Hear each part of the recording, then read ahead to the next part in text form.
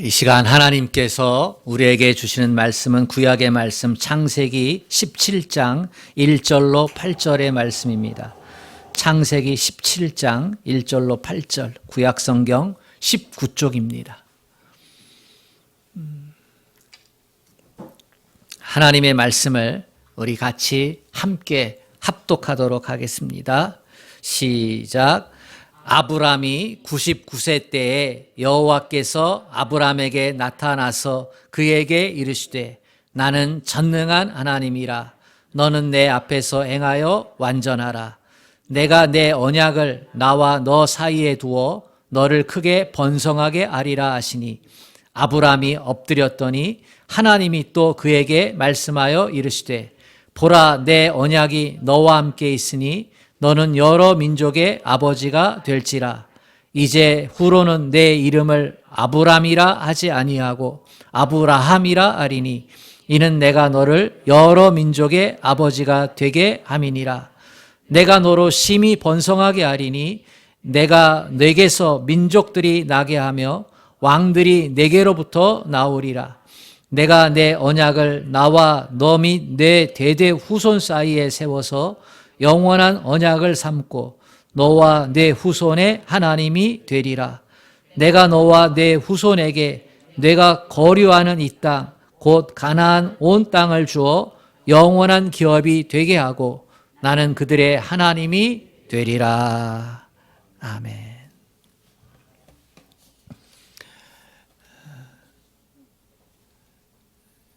삶의 여러 가지 것들을 내려놓고 하나님 앞에 나온 여러분들에게 하나님께서 주시는 평안과 위로와 능력의 역사가 있기를 주님의 이름으로 축복합니다.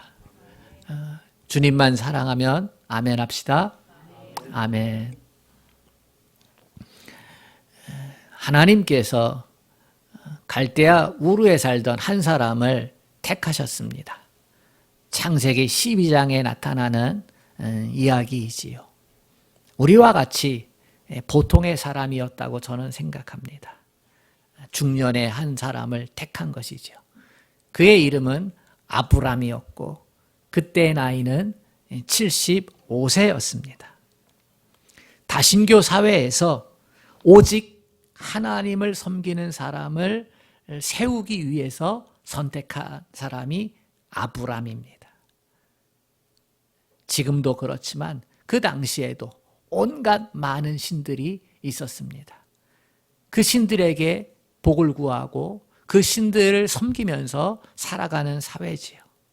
오늘도 그렇잖아요. 그 형태는 예나 지금이나 변한 것이 없습니다. 그때 하나님께서 한 사람을 택해서 너는 나만을 섬겨라. 그렇게 택하시고 그는 응답을 했어요. 그래서 아브람은 하나님 나라 백성 주민등록번호 1번이에요. 그게 아브라함이에요. 그 아브라함이 믿음의 삶을 살게 된 겁니다. 오늘 보면 그 아브라함이 99세가 된 거예요. 그러니까 믿음의 여정을 산 지 25년 정도가 흐른 것입니다. 이 아브라함에게 있어서 한번 이런 질문을 해보면 어떨까요? 지금까지 믿음의 삶을 살아오면서, 아니 99세 인생을 살아오면서 가장 힘들었던 때가 언제냐, 이렇게요. 성경 공부를 하거나 제자훈련을 하거나 할 때 한 가지 나누는 질문이 있어요. 당신의 삶이 언제 가장 힘들었느냐? 언제 가장 힘들었느냐? 그 질문은 꼭 해야 됩니다. 그래야 믿음으로 이어져 갈 수 있으니까. 네, 현재 99세가 된 아브라함에게 동일한 질문을 한번 해본다고 합시다. 언제 가장 힘들었느냐?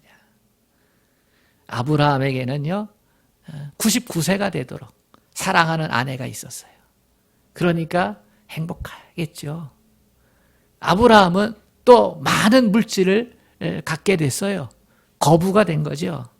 물질의 부족함이 없어요. 그러니까 역시 평안할 겁니다. 그리고 아브라함에게는 충성스러운 하인이 있었어요. 마치 자기 자식과 같이 믿을 수 있는 사람. 엘리에셀이 있었지요. 얼마나 좋을까요? 아내도 있고 물질도 있고 충성스러운 하인도 있고 말이죠. 가장 힘든 때가 언제였느냐 이 질문이 별로 적용되기가 힘든 상황이에요.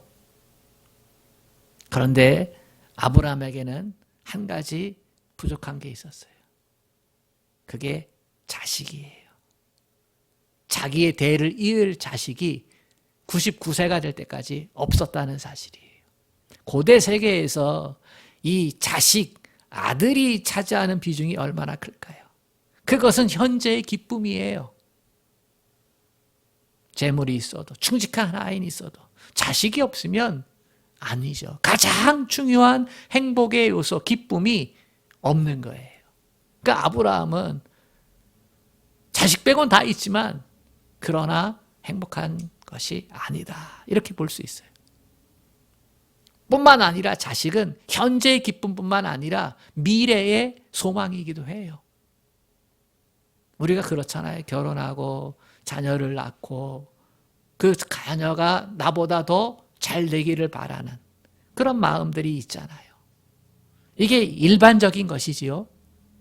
여기에 아브라함은 자식만 생각하면 절망적인 거예요. 99세가 되니까 자식에 대한 그 마음이 얼마나 더 간절했겠어요?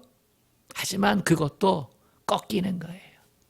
왜냐하면 아브람과 그 아내 사레에게 있어서 자식을 더 이상 출생할 수 있는 능력이 사라져 버렸기 때문에.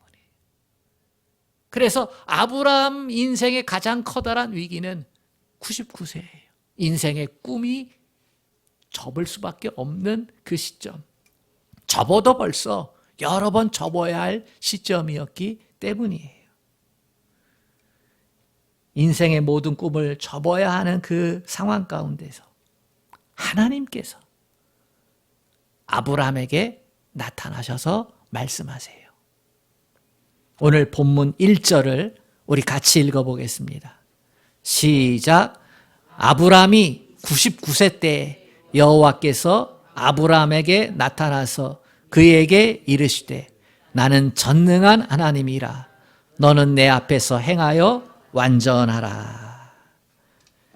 여기서 전능한 하나님이라는 말, 히브리말로 엘샤다이입니다. 엘샤다이라는 이름으로 하나님께서 아브라함에게 지금 찾아오시는 거예요. 우리는 지난주 말씀에 하나님의 이름을 여호와 이렇게 접했지요. 창조주 하나님의 이름이에요. 강한 분, 능력 있는 분, 온 우주를 창조할 정도로 능력 있는 분에 대한 소개가 택한 백성에게 제일 먼저 계시되어진 거예요. 그 다음에 계시되어진 이름이 엘샤다이의 하나님이라는 거예요. 전능하신 하나님. 우리가 예배 때마다 사도신경을 고백하잖아요. 우리가 믿는 것에 대한 고백인데요. 사도신경에 창조주 하나님을 믿습니다. 전능하신 아버지 하나님을 믿습니다. 이 두 가지의 이름을 기록하고 있어요. 그만큼 이 야훼 하나님 그리고 이 엘샤다의 하나님 굉장히 중요한 거예요. 하나님께서 자기 자신을 우리에게 택한 백성인 우리에게 드러내시면서 알려주신 이름이죠. 난 창조주야. 난 능력의 하나님이야. 나는 엘샤다이야. 나는 전능하신 하나님이야. 특히 인생의 꿈을 접어야 할 때 하나님께서 그렇게 99세에 나타나셔서 자기 자신을 계시해 주신 거예요. 이 엘샤다이의 하나님은 어떤 하나님이냐? 먼저 위기에서 건지시는 전능자 하나님이세요. 여러분 인생을 살아오면서 내 힘만으로 빠져나올 수 없는 위기를 겪어보셨을 거예요. 그때 우리가 붙잡아야 될 하나님의 이름이 엘샤다이의 하나님이에요. 믿음의 조상 아브라함의 인생 최대의 꿈은요, 아들을 얻는 거예요. 이상하게 아들을 못 낳았어요. 아브라함의 하나님은 사라를 통해서 반드시 내게 아들을 줄 것이다, 이렇게 약속을 하셨거든요.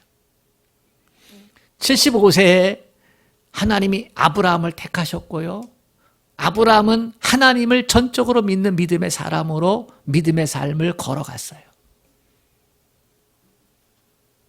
내가 너를 복덩이가 되게 해주겠다, 복의 근원이 되게 해주겠다, 이렇게요. 그걸 믿고 하나님을 섬기며 살았어요. 여기저기 이사를 다니면서도. 그러나 자식을 얻을 수가 없었죠. 다른 건 다 해결이 되어져 가는데 자식 문제만큼은 걸리는 거예요. 자기의 몸에 점점 늙어가고, 아내가 자식을 출산할 수 있는 가능성이 점점 사라지고, 가능성이 점점 사라지는 걸 사례도 아는 거죠. 그래서 아브라함의 나이 85세가 되었을 때 어떤 결정을 내려요? 인간적인 결정을 내려요. 아내의 몸종 하갈에게서 자식을 얻으려고 남편에게 보내잖아요. 그렇게 해서 태어난 아들이 이스마엘이에요. 근데 하나님께서 어느 날 나타나셔서 그것은 너의 씨가 아니야. 그건 너의 진정한 후계자가 아니야. 내 아내에게서 태어날 자가 진정한 너의 후계자야, 이렇게 말씀하시는 거예요. 이 말씀이 위로가 되고 힘이 됐지요. 그리고 세월이 흘렀는데요, 자식이 없어요. 굳게 붙잡았던, 믿음으로 붙잡았던 그 약속의 씨가 태어나질 않는 거예요. 그렇다고 하나님께 원망하고 하나님께 불평하고 하나님을 떠났을까요? 그러진 못했어요. 인생의 꿈이 흔들리고 접어야 될 수밖에 없는 순간, 이제 끝났구나, 죽을 날 받아놓은 것 같은데 뭐 이제, 그만큼 아브라함은 그때까지도 믿음을 지키긴 했어요. 근데 접을 수밖에 없는 순간, 이 99세라는 단어는요, 그냥 일반적인 나이의 끝이 아니고 꿈을 접을 수밖에 없는, 하나님의 약속의 말씀을 이제는 놓아야겠구나 라고 이렇게 절망할 수밖에 없는 그 순간이라고 생각을 해요. 그때 하나님께서 나타나시는 거예요. 이 부부에게 기대가 힘든 거죠. 그래서 사도 바울이요, 이런 얘기를 했어요. 로마서 4장 19절에서 이 아브라함이 99세 됐을 때의 그 심정을 이렇게 얘기를 해요. 그가 100세가 되어 자기 몸이 죽은 것 같고 사라의 태가 죽은 것 같음을 알고도 믿음을 지켰다는 거예요. 왜냐하면 엘샤다의 하나님이 나타나셔서 다시금 말씀했기 때문에. 모든 희망을 접고 절망한 때였어요. 그때 아브라함에게 나타나신 하나님이 엘샤다이의 하나님이셨다. 아멘. 구약에서 엘샤다이란 하나님의 이름이 처음 등장하는 곳이 오늘 본문이에요. 아브라함에게 99세 때에 나타나셔서 나는 여호와 전능한 하나님이라, 엘샤다이라는 단어가 처음 등장하는 거죠. 너는 내 앞에서 행하여 완전하라. 아브라함의 절망이 희망으로 바뀌는 순간이에요. 전능하신 하나님은요, 우리의 절망을 희망으로 바꾸시는 분이에요. 오늘 우리 인생의 위기가 무엇이 있습니까? 우리가 살아가는 인생살이 가운데 가정의 위기, 직장의 위기, 관계의 위기, 건강의 위기, 자녀 양육의 위기, 경제적인 위기, 이런 것 아니겠습니까? 우리 가운데 이 위기를 마주하고 있는 분도 있어요. 이제 시작이죠. 지금 이 위기를 겪어내고 있는 분도 있어요. 그렇죠? 아직은 아니지만 이러한 인생의 위기는 언제나 찾아올 수 있습니다. 문제는 이런 위기 가운데 있을 때 혼자라는 거예요. 혼자서 이 위기의 짐을 다 짊어져야 하는 거죠. 내 위기를 아무도 몰라준다는 게 속상하고 고통스러운 거예요. 그런데 엘샤다의 하나님이 찾아오시는 거예요. 꿈을 접어야 할 때, 절망 가운데 있을 때, 그 절망의 끝에서 하나님이 엘샤다이의 이름으로 찾아오신다. 이 능력의 하나님을 우리가 의지해야 할 줄로 믿습니다. 여러분, 이 엘샤다이의 하나님의 이름이 구약 성경에 48번 나와요. 창조주 하나님의 이름이 2500번 이상 나온다 그랬잖아요. 근데 이 엘샤다이 하나님의 이름이 48번 나오는데요. 그 중에서 가장 많이 나오는 성경책이 있어요. 그 책이 욥기예요. 여러분, 욥기 하면 욥이 당한 고난이 쭉 생각나잖아요. 그렇잖아요. 다 잊어버렸어요. 자식도, 그 많던 재산도, 아내도 떠나가고, 건강도 사라져버리고, 친구도 찾아와서 위로했다가 저주하고 떠나고, 남은 게 없는 그 고통의 터널을 욥이 지나가잖아요. 그러니까 인생의 고통을 이해하려면 욥기를 읽어야지 돼요. 그리고 그 다음 단계로 하박국을 읽으면 되죠. 이 욥기, 고난의 터널을 통과하고 있는 인생, 그들에게 나타나신 하나님이 바로 엘샤다이. 무려 31번이 기록되어 있어요. 엘샤다이 이름이 48번 나오는데 그 중에 31번이 욥기에 나와요. 욥기 5장 18절에 이런 말씀이 있어요. 하나님은 아프시게 하시다가 싸매시며 상하게 하시다가 고치시나니. 고통받는 자녀들에게 찾아오셔서 싸매시고 고치시는 전능하신 하나님. 고통의 터널에서 우리는 엘샤다의 하나님을 만남으로 새 아침을 맞게 되는 줄로 믿습니다. 그 능력의 이름을 여러분 꼭 기억하세요. 고통의 터널에 있습니까? 엘샤다의 하나님의 이름을 기억하세요. 고통의 터널을 마주하고 있습니까? 거기에 대한 불안이 있나요? 그러면 엘샤다의 하나님의 이름을 붙잡고 기도하세요. 위기에서 건지시는 능력의 하나님. 그분이 전능하신 엘샤다이의 하나님이에요. 두 번째 엘샤다이의 하나님은요, 미래를 축복해 주시는 분이에요. 성경이 보여주는 하나님은 오늘의 위기를 극복해 주시는 하나님일 뿐만 아니라 미래를 약속하시고 그 약속된 미래로 우리를 인도해 주시는 하나님이세요. 아멘. 오늘 본문에 나타난 엘샤다이 하나님은 아브라함의 평생의 고통의 문제, 아들, 그거 한 명 주시려고 나타나신 게 아니에요. 엘샤다이 하나님은 2절에서 이 위기 상황에서 미래를 향한 언약을 약속해 주십니다. 2절 말씀, 내가 내 언약을 나와 너 사이에 두어 너를 크게 번성하게 하리라. 내 언약을 나와 너 사이에 세워서 너를 번성하게 하리라. 여기서의 번성은요, 물질적인 번성이 아니라 자손의 번성이죠. 아무것도 없는데 번성하게 하리라. 이렇게 하면서 하나님이 하신 말씀이 있어요. 5절에 보면 아브람에게 새로운 이름을 주십니다.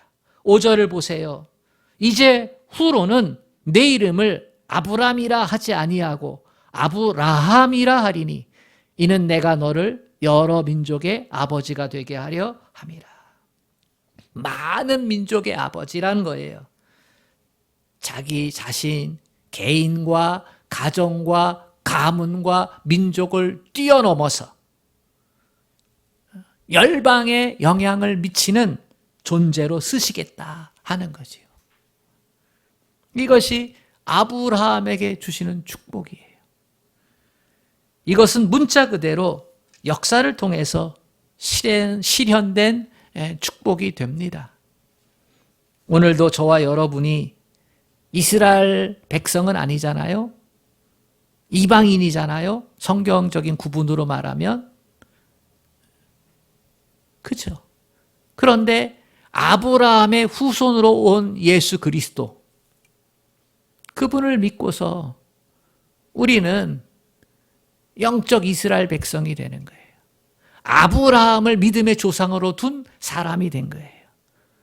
저도 그렇고 여러분도 그렇고 믿음의 조상 아브라함이라고 우리는 고백을 합니다. 영적 이스라엘 백성이 된 것이지요. 하나님께서 아브라함을 믿음의 조상으로 그렇게 사용하신 거예요. 그 복을 주신 거지요. 아브라함의 본래 이름은 존경받는 아버지, 높으신 아버지, 이러한 뜻이에요. 이름이 좋지요. 아브람 이름의 뜻이 좋잖아요. 높으신 아버지, 존경받는 아버지. 얼마나 좋아요. 그러나 그리스도인들에게 이 이름보다 더 중요한 가치가 있습니다. 그것은 선한 영향력을 확산시키는 거예요. 거룩한 영향력을 확산시키는 거예요. 한 가정에서 존경받는 아버지가 아니라 세상 속에 들어가가지고 거기서 선한 영향력, 거룩한 영향력을 끼치는 존재로 살아가라는 거예요. 그러니까 엘샤다의 하나님이 절망적인 상황 가운데서 우리를 만나시면서 위기 가운데 건져주시면서 우리의 삶의 지평을 넓히시는 거예요. 17장 15절 16절에 보면 아내 사레의 이름도 바꿔주세요. 사레라는 이름은요, 공주 이런 의미가 있어요. 근데 사라라는 이름으로 바뀌죠. 사라는요, 여러 민족의 어미 이런 뜻이에요. 그러니까 아브라함의 이름도 여러 민족의 아버지, 그죠?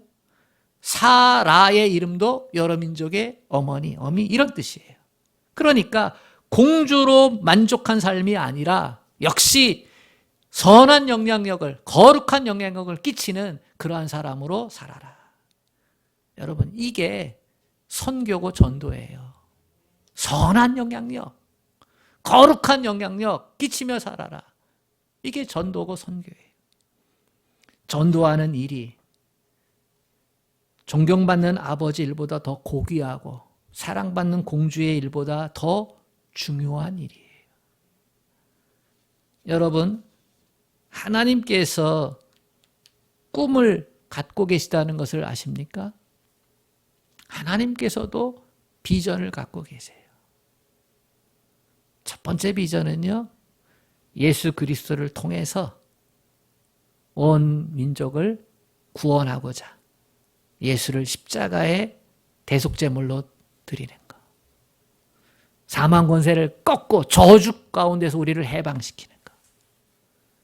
그리고 또 하나는요, 모든 민족이 예수를 믿고 하나님께 경배하는 것. 이게 마지막 비전이에요. 계시록 7장 9절부터 10절에 이 하나님의 비전이, 꿈이 기록되어 있어요. 들어보세요. 이 일 후에 내가 보니 각 나라와 족속과 백성과 방언에서 아무도 능히 셀 수 없는 큰 무리가 흰옷을 입고 손에 종려가지를 들고 보좌 앞과 어린 양 앞에 서서 큰 소리로 외쳐 가로되 이르되 구원하심이 보좌에 앉으신 우리 하나님과 어린 양에게 있도다. 아멘. 종려가지를 들었다는 것은요, 흰옷을 입고 종려가지를 손에 들었다는 것, 흰옷을 입었다는 것은 그들이 예수를 구원자로 고백하고 영접하고 고백하고 살았다는 거예요. 흰옷은 예복이잖아요. 종려가지를 들었다는 것은요, 찬양하고 경배한다는 거예요. 그러니까 셀 수 없는 수많은 사람들이 각 나라, 각 민족, 각 방언, 여러 나라 말을 하는 사람들이 다 예수를 구원자로 고백하면서 하나님께, 예수님께 찬양과 경배를 하기 위해서 보좌 앞으로 나온다. 이게 하나님이 비전이라는 거예요. 이것을 위해서 엘샤다의 하나님이 아브라함을 부르시고 저와 여러분을 부르신 줄로 믿습니다. 코로나를 겪으면서 가슴 아픈 일 중에 하나가 전도에 관한 것을 못하고 있다는 겁니다. 우리 교회가 봄과 가을로 행복나눔 축제 하잖아요. 대신자를 정하고 관계 맺기를 하고 전도합시다. 전도의 열매가 많고 적고를 떠나서 우리 같이 죽어가는 영혼, 믿지 않는 영혼, 믿다가 떠난 영혼들, 그들을 사랑하는 시간을 갖자. 기도하고 내가 열매를 맺든 다른 사람이 열매를 맺든 그건 하나님께 믿음으로 맡기고 전도 축제하자. 그게 행복나눔 축제잖아요. 근데 이걸 못하는 거예요. 대면하지를 못하니까. 사적으로는 대면들 활동들을 하긴 하는데 공적으로는 못하는 거예요. 교회가 전도 활동을 못해. 전도 활동을 못하다 보니까요, 영성이 떨어지는 거예요. 여러분, 이 믿음의 정상에는요, 두 가지가 남아요. 기도와 전도. 신앙생활의 가장 최상위는요, 기도에 집중하는 삶, 그리고 전도하는 삶이에요. 엘샤다의 하나님의 도전은 이것입니다. 매일매일 다가오는 인생의 문제들, 이것만 해결하면서 살지 말고 거룩한 영향력을 위해 살아라. 선한 영향력을 위해 살아라. 미래를 축복해 주시는 하나님, 엘샤다의 하나님, 그분이 있음을 기억하시기를 바랍니다. 오늘의 위기만 건져주시는 분이 아니에요. 우리를 전도자로 삼으셔서 선한 영향력을 백성들에게 끼치라는 거지요. 마지막으로 엘샤다의 하나님은 우리에게 온전한 믿음을 요구하시는 분이에요. 1절 말씀 하반절에 보면 너는 내 앞에서 행하여 완전하라 입니다. 하나님께서 꿈을 접어야 하는 그 상황 가운데서 찾아오셔서 요구하시는 한 가지 요구가 있어요. 내가 내 인생의 문제 해결해 줄게. 너 선한 영향력 가지고 살아. 이렇게 말씀하시면서 요구하시는 한 가지. 내 앞에서 행하여 완전하라. 이걸 요구하세요. 아브라함은 자포자기 상태였을 거예요. 99세가 되었을 때는. 더 이상 소망이 없잖아요. 여러분, 그때 아브라함의 믿음이 흔들렸을까요? 안 흔들렸을까요? 흔들렸을 거예요. 다른 것은 다 그래 하나님 뭐 그렇게 하셨지. 근데 아들 문제만큼은 인생의 꿈, 그 가장 커다랬던 꿈의 문제, 미래의 소망만큼은 이건 걸리는 거야. 이건 안 넘어가. 이것만 하면 하나님의 이렇게 하나님 잠시 비켜 계세요. 이러고 싶은 거예요. 이 문제만큼은 흔들리는 거지요. 우리는 더 쉽게 흔들리잖아요. 아프면 흔들리고, 사업 잘 안 되면 흔들리고, 자식 속썩이면 흔들리고, 그지요?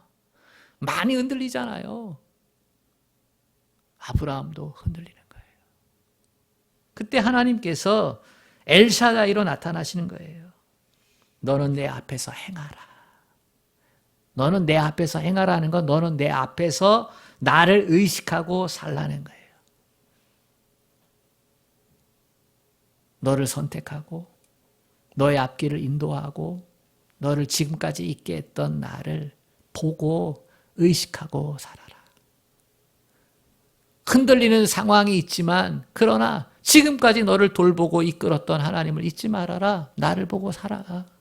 내가 은혜 준 그 시점이 있잖아. 나를 보고 살아. 그리고 다시 완전해져.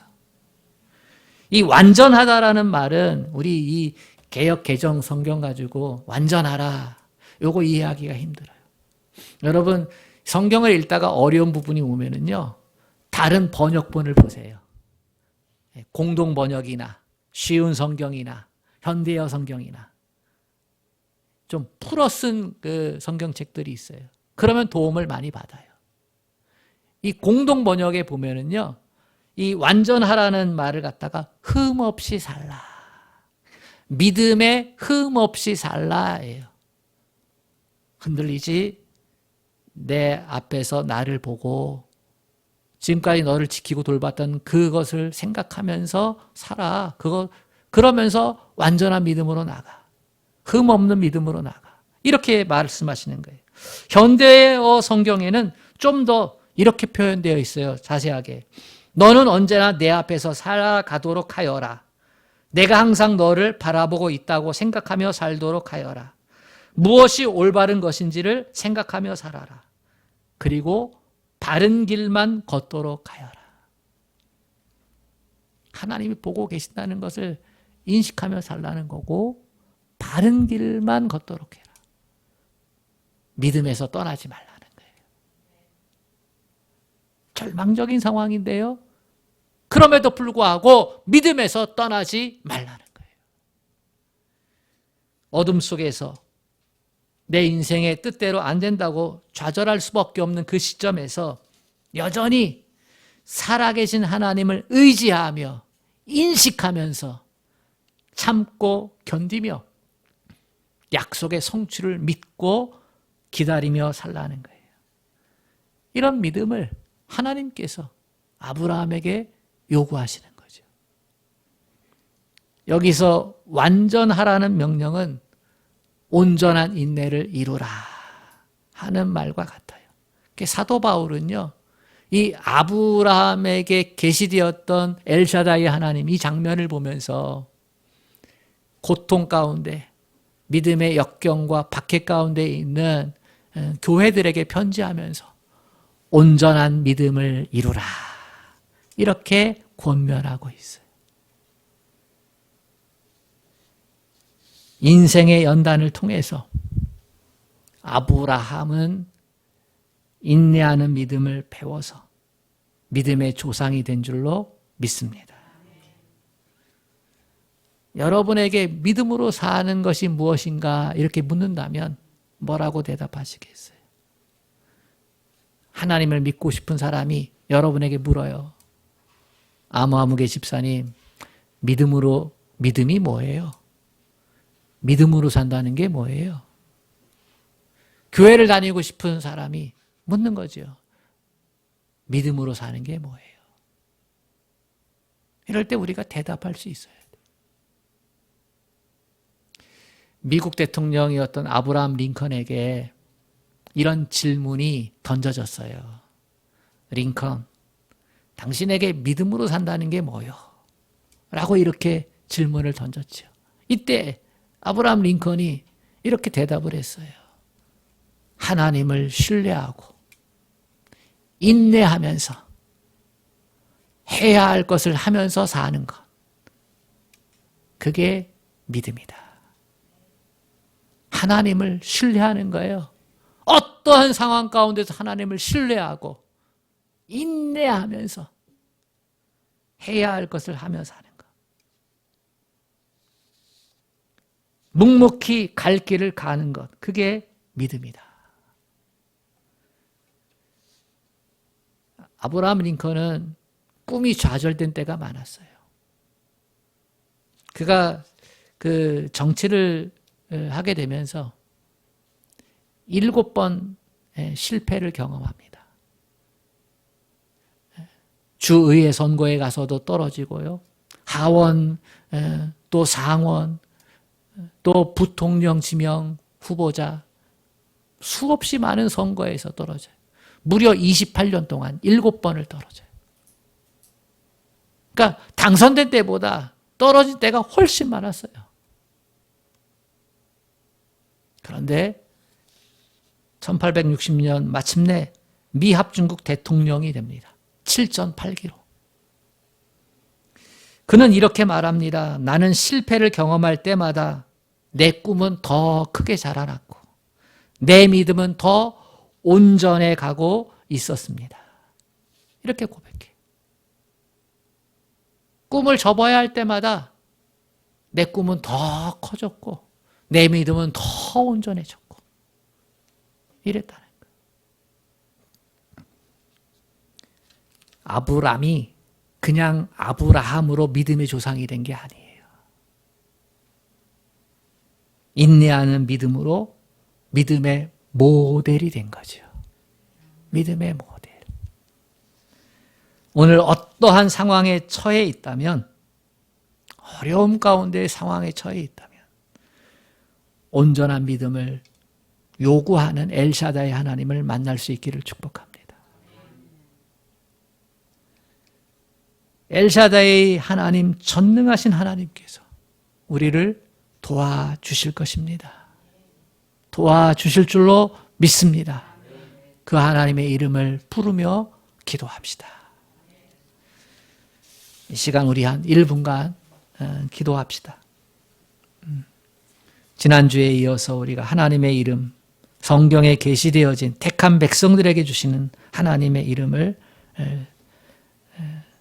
은혜를 나눕니다. 오늘 인생의 꿈을 접어야 하는 그 절망의 순간에 찾아오셔서 나는 전능한 하나님이라 하나님을 계시해 주시면서 현재 위기를 극복하게 하시고 미래의 축복을 가져다 주시며 우리에게 완전한 믿음을 요구하시는 그 하나님, 내게 주시는 말씀임을 믿습니다. 하나님, 내가 믿는 하나님이 엘샤다이 전능하신 하나님임을 알게 해주셔서 감사합니다. 이 하나님과 함께 더 복된 믿음의 삶으로 나아가게 하여 주시옵소서. 이 시간 우리 은혜의 보좌 앞에 나갑시다. 아버지 하나님 감사합니다. 아버지 하나님, 그렇습니다. 우리 인생의 위기를 이제 마주하고 있는 사람이 있고 그 위기 한가운데를 겪어내는 사람이 있어요. 위기가 없다 생각하지만 언제나 그 위기가 닥칠 수 있습니다.